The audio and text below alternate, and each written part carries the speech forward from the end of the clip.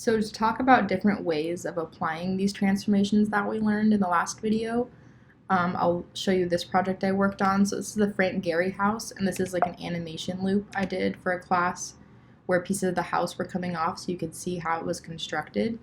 If you were to go into each of these and look at my keyframes, you can see that they all have to do with the position, but they all do like a different thing. So like some of these walls come off horizontally and some of them come up vertically, but the layering system in this one was very important.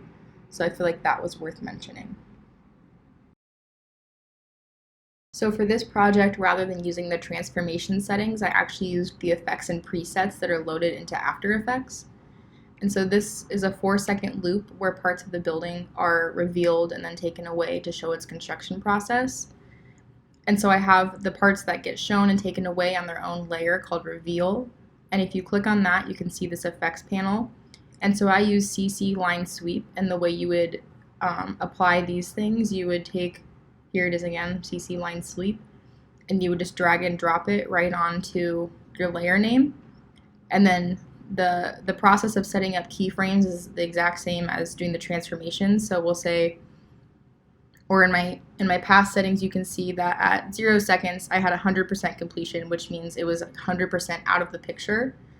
And then at 2 seconds I have it so it's 0% complete, or it's fully in the picture.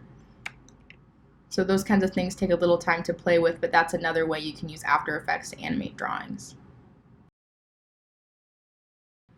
So for this drawing, you can see that I actually included images as well as just vector graphics. And so you can see the clouds moving around, and those are just PNGs of clouds I pulled off of like Google, and you can also transform those using the same tools as vector graphics. And with the people walking around, you can see I have all of these bars at varying lengths, so that's actually when the bar starts is when someone would emerge from a building, and where the bar ends is where someone would go into a building.